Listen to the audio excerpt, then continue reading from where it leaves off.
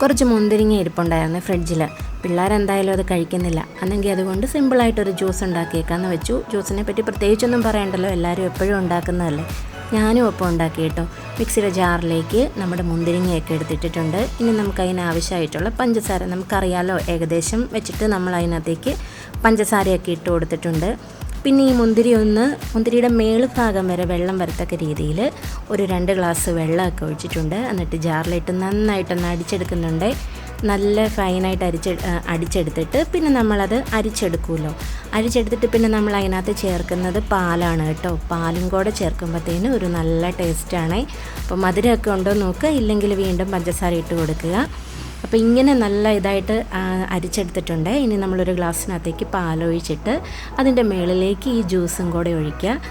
ഒരു പ്രത്യേക ടേസ്റ്റാണ് കേട്ടോ. അപ്പം പിള്ളേർക്ക് 2 പേർക്കും ഭയങ്കരമായിട്ട് ഇഷ്ടപ്പെട്ടു കേട്ടോ. അവർ വീണ്ടും ചോദിച്ച് മേടിച്ച് കുടിച്ചു. അപ്പം എല്ലാവരും ഒന്ന് ട്രൈ ചെയ്ത് നോക്കുക. അപ്പോൾ വീഡിയോ ഇഷ്ടമായ ലൈക്ക് ചെയ്യാനും ഷെയർ ചെയ്യാനും കമൻറ്റ് ചെയ്യാനും അതുപോലെ ചാനൽ സബ്സ്ക്രൈബ് ചെയ്യാനൊന്നും മറക്കല്ലേ. മറ്റൊരു നല്ല വീഡിയോയിലൂടെ നമുക്ക് വീണ്ടും കാണാം.